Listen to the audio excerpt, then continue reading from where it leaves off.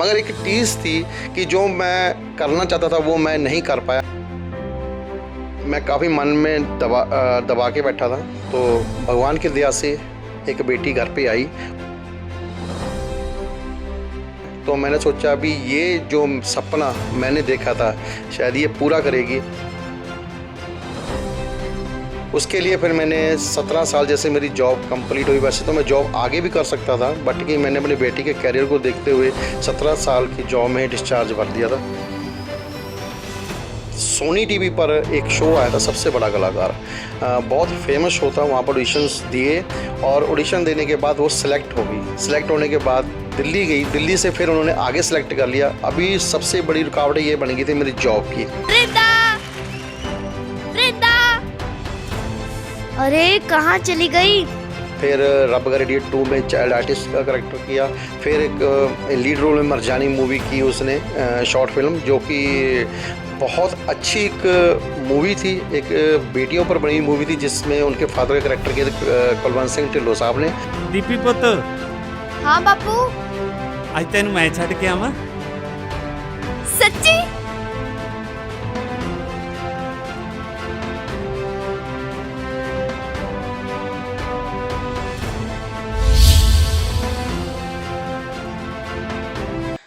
आजकल के टाइम में यूँ तो ये कहा जाता है कि लड़का लड़की बेटा बेटी एक समान है, लेकिन फिर भी कहीं ना कहीं पक्षपात नज़र आता है।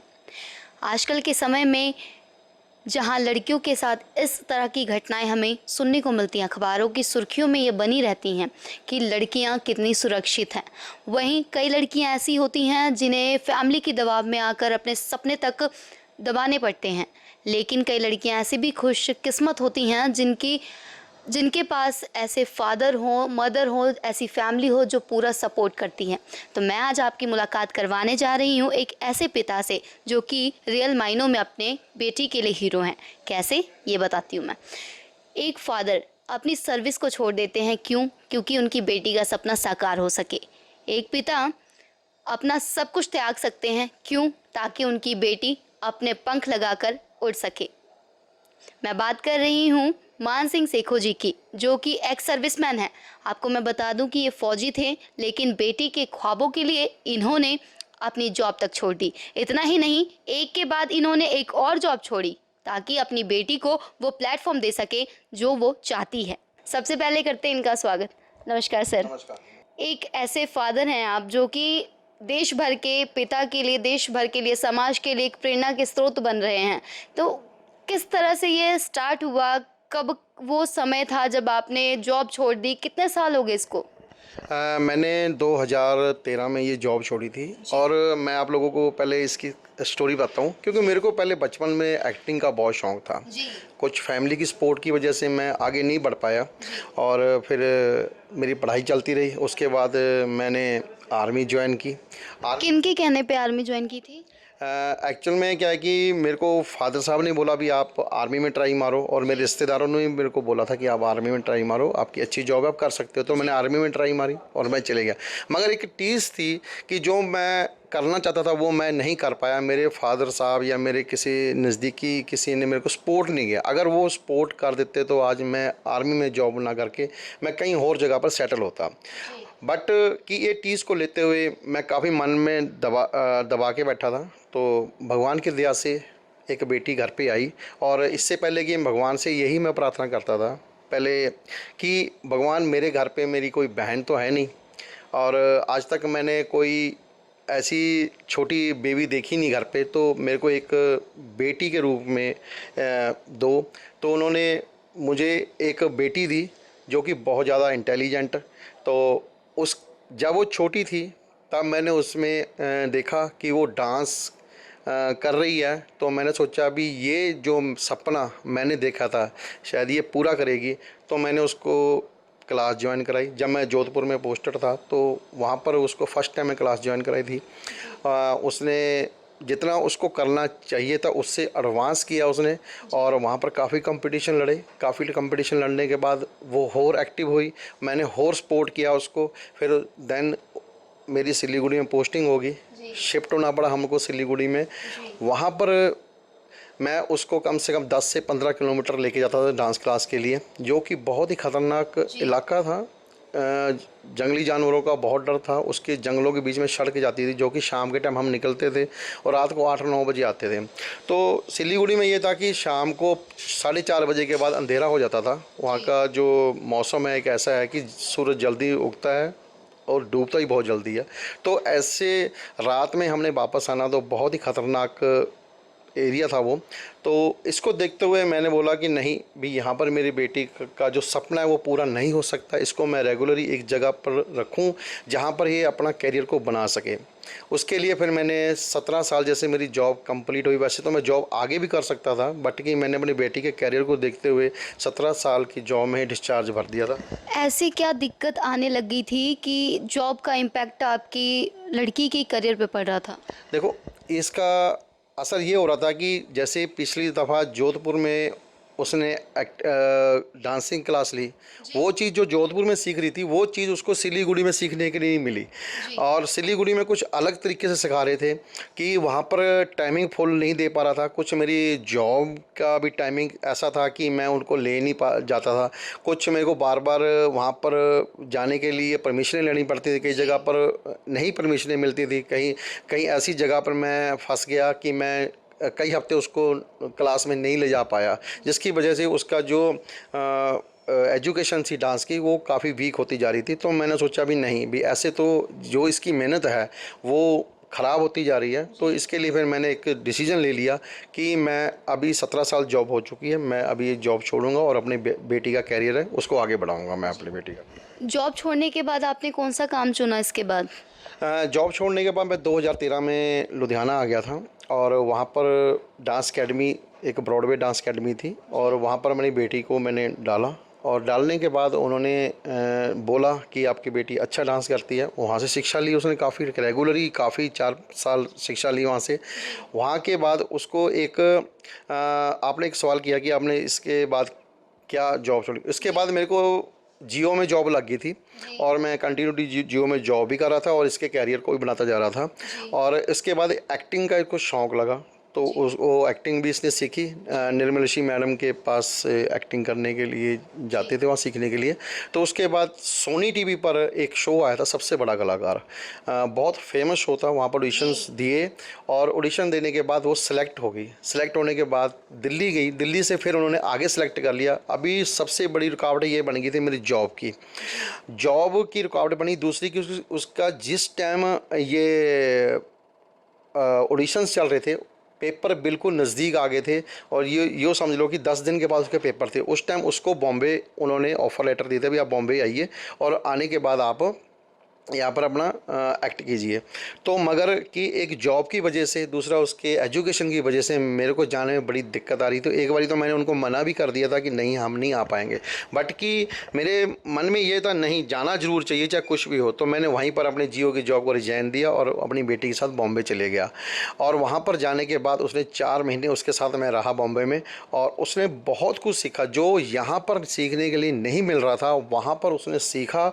और वहाँ आने के बाद उसने बहुत मेहनत की, जिसके बाद उसने सुबह जोगिंदर सिंह में एक चाइल्ड एक्टर का करेक्टर भी किया, फिर रब का रेडियो 2 में चाइल्ड आर्टिस्ट का करेक्टर किया, फिर एक लीड रोल में मरजानी मूवी की उसने शॉर्ट फिल्म, जो कि बहुत अच्छी एक मूवी थी। एक बेटियों पर बनी मूवी थी जिसमें उनके फादर का करेक्टर किया था कुलवंत सिंह ढिल्लों साहब ने और प्रोड्यूस भी वही कर रहे थे उसको। और बहुत बढ़िया, जो कि आज के यूट्यूब पे पर भी वो है और लोग उसको देखते भी हैं। एक गल मैं तेन दसा, अज तो मैं तेरी गुत करती, कल नूं नहीं करनी। बापू तेने गल दसा, दस। तू कल भी यही कहंदा सी। उसके बाद उसने बसाखन मूवी की, जिसकी बदौलत उसको इंटरनेशनल चाइल्ड एक्टर्स का अवार्ड भी मिला उसको। और नेक्स्ट उसकी एक सिरा मूवी आई थी राजस्थान में, वो जोधपुर में मूवी करने गई थी मगर कुछ इशू की वजह से रिलीज़ नहीं हो पाई। नेक्स्ट उसके प्रोजेक्ट हैं, लेटेस्ट अभी प्रोजेक्ट करने जा रही है बीबी साहब कौर, एक एनिमेशन बहुत बिग मूवी है जो कि पंजाबी में जैसे कि 4 साहबजादे मूवी आई थी एनिमेशन, ऐसी माता साहब कौर मूवी बनी है जिसकी वॉइस देने के लिए, माता साहब कौर के बचपन का करैक्टर उसकी वॉइस देने के लिए वो चुनी गई है और वो अभी कुछ दिनों में वो चली जाएगी उसकी वॉइस देने के लिए। इतनी कुर्बानियों के बाद आपकी जो बेटी है, जिन्होंने वाकई में वो कर दिखाया जो आपकी एक्सपेक्टेशंस थी।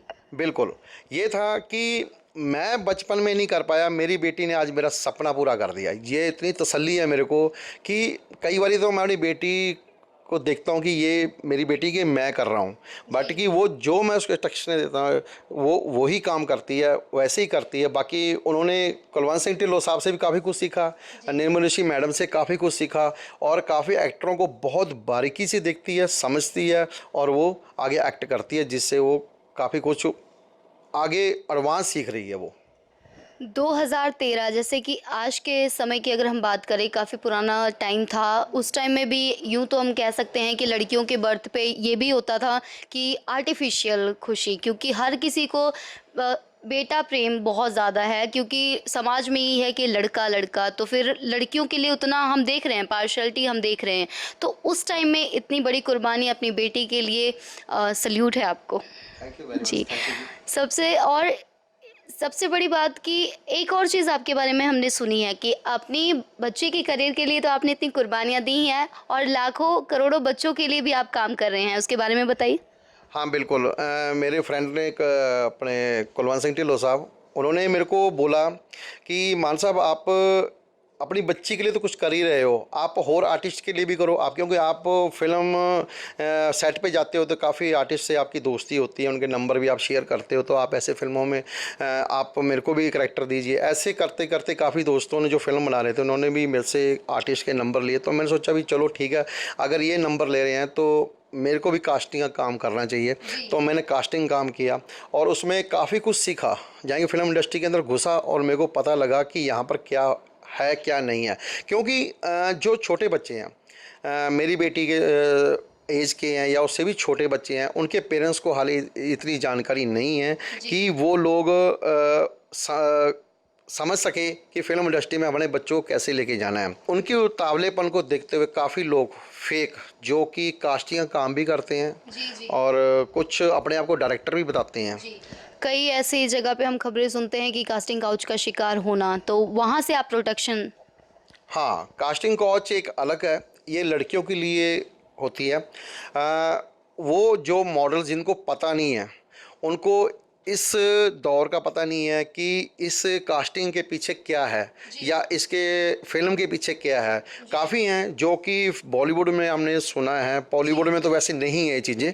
बॉलीवुड में बहुत संभल के बंदा चलता है और आगे जो डायरेक्टर प्रोड्यूसर या कास्टिंग वाले बंदे हैं वो चीज़ें ये नहीं करते जितना बॉलीवुड में होता है। और बच्चों की मैं बात कर रहा था, बच्चों की जैसे कि पेरेंट्स हैं, पेरेंट्स हमेशा दूसरे बच्चों को, जो बच्चा कोई फेमस हुआ मगर उसकी पीछे की मेहनत को नहीं देखा उन्होंने भी, इसने कितने साल से इन्होंने वर्क किया और इस बच्चे ने कितनी मेहनत की है जो कि आज इस मुकाम पे है। वो बोलते हैं कि ये बच्चा अगर मुकाम में है तो हमारा बच्चा भी जाना चाहिए। तो उनकी उतावलेपन को ये लोग जो कि कास्टिंग के नाम पर लूटते हैं, पैसा लेते हैं। पीछे भी एक न्यूज़ मैं देखी थी, जलंधर से न्यूज़ छपी थी किसी कास्टिंग के बारे में कि वहाँ पर काफ़ी पेरेंट्स से पैसा ले लिया एक कास्टिंग बंदे ने, और 14-15 लाख के करीब होगा, वो लेके वो भाग गया। क्योंकि पेरेंट्स को इस चीज़ों को पता नहीं है कि हम लोगों को बच्चों को कैसे कास्टिंग के पास भेजना है, कैसे उनकी एक्टिंग के लिए उनको प्रिपेयर तैयार करना। हम लोगों ने ये चीज़ें उन लोगों को मालूम नहीं है और वो ऐसे बंदों के चक्करों में फंस जाते हैं। उनको पैसा देते हैं, उनको ये बताया जाता है कि आप हमको इतने हज़ार रुपये इतने लाख रुपए दो, हम आपके बच्चों को फेम दे देंगे। बट कि मैं आप लोगों को बता दूं कि फेम लेना बहुत ही मुश्किल है। जिन्होंने पहले फेम ले लिया, धर्मेंद्र जी, अमिताभ बच्चन जी जैसे हमारे पंजाबी फिल्म के एक्टर्स हो गए, जोगराज जी, गग्गू गिल जी, ये फेम ले चुके हैं क्योंकि उस टाइम ये लोगों ने बहुत मेहनत की थी। इन्होंने हर टाइम ना धूप को देखा, ना छाँव को देखा, ना सर्दी को देखा, ना बारिश को देखा। इन्होंने खूब मेहनत की, आज उनका नाम से उनको लोगों को जानते हैं। बट कि ये एक रंगीन दुनिया है, इसमें इसकी चमक की तरफ हर एक पर्सन खींचा चला जाता है। बट कि इसके अंदर जाने के लिए आदमी को कितना तैयार होना पड़ता है, कितनी कड़ी मेहनत करनी पड़ती है, ये लोगों को पता नहीं है। बस पेरेंट्स को ये मालूम है मेरा बच्चा आज इस गाने पे आ रहा है, मेरा बच्चा उस गाने पे आ रहा है, मेरा बच्चा इस सीरियल में आ रहा है, उस सीरियल में आ रहा है। फेम का मतलब ये होता है कि लोग उसको खुद पहचाने, नॉट कि आप जाकर बताएं, वो फेम नहीं होता है। जब लोग आपको पहचानेंगे, बोलेंगे कि हाँ जी मैं युवराज सिंह को जानते हो, वो बोलेगा बिल्कुल जानते हो, ये देखो उनकी पिक, तो ये होता है कि फेम। और जब जिसको दुनिया देख के उसकी तरफ खींची चली जाती है उसको बोलते हैं फेम। बट कि ये नहीं है कि आप लोगों को जाके बता रहे हो मैं इस गाने में आया, मैं उस गाने में आया, मैं इस फिल्म में आया। चलो ठीक है, आप अपना वर्क बता रहे हो, बट कि ये फेम नहीं होता। मैं पेरेंट्स को ये बोलना चाहता हूँ अपने बच्चों को मेहनत करवाएं। अगर आप इस लाइन में ले आना चाहते हो, उनको एक्टिंग की क्लासें लगवाएं और उनको एक्टिंग सिखाएं। पहला 1 साल 2 साल 3 साल जब परफेक्ट आपका बच्चा हो जाए तो फिर आप इस लाइन में ले आ सकते हो। दूसरी बात कि कभी भी इस चीज़ के लिए जल्दबाजी मत कीजिए। आपने किसी कास्टिंग डायरेक्टर को एक प्रोफाइल सेंड किया तो ये कभी मत सोचना, अपने माइंड में कभी इस चीज़ को लेके मत आना कि आपका बच्चा सेलेक्ट होगा। ऐसा नहीं है, क्योंकि आपके बच्चे की प्रोफाइल के साथ नेक्स्ट दूसरे बच्चों की प्रोफाइलें भी जाती हैं उस करेक्टर के लिए, जो वो करेक्टर में फिट बैठ रहा है कि नहीं बैठ रहा है। कई ऐसे एक्टर भी होते हैं, जैसे कि मान लो कि इसी फिल्म में एक्टर मांगा गया कि मेरे को 15 साल का एक बच्चा चाहिए जो कि थोड़ा सा हेल्दी हो और वो थोड़ा सा नाटा हो। तो उसमें क्या कि प्रोफाइलें आती हैं, हर तरह की प्रोफाइलें, 1 इंच बड़े की भी आती हैं, छोटे की भी आती हैं, थोड़े से पतले की आती हैं, मगर क्या कि वो परफेक्ट डायरेक्टर उसी बच्चे को लेगा जो उस कैरेक्टर में बैठेगा। तो ऐसा कभी मन में ये नहीं लेके आना कि कास्टिंग डायरेक्टर ने शायद मेरी बच्चे की प्रोफाइल ना भेजी हो या मेरा बच्चे साथ इन्होंने ऐसा कर दिया। ऐसा कुछ नहीं होता। आपके बच्चे का अगर जहाँ किस्मत होगी ना वहाँ ज़रूर उसको मिलेगा, काम मिलेगा। और ये कभी भी मन में नहीं लगे मेरा बच्चा हर एक फिल्म में आएगा, ऐसा नहीं होता है। क्योंकि हमारे पास जो फिल्म इंडस्ट्री में काम कम है और एक्टर बहुत ज़्यादा हैं।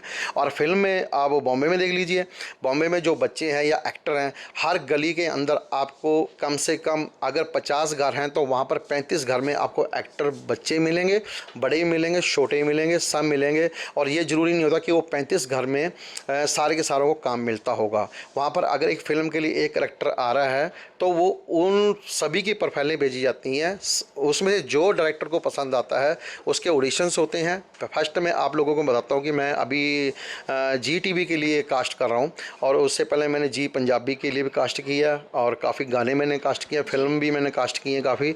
तो मैं आपको एक कैरेक्टर बताता हूँ कि हमेशा हमारे जो बॉलीवुड के एक्टर्स हैं वो प्रोफाइल भेजते हैं किसी कास्टिंग डायरेक्टर के पास, तो वो सोचते हैं शायद मेरी प्रोफाइल अकेले गई है, मैं सेलेक्ट हो जाऊंगा।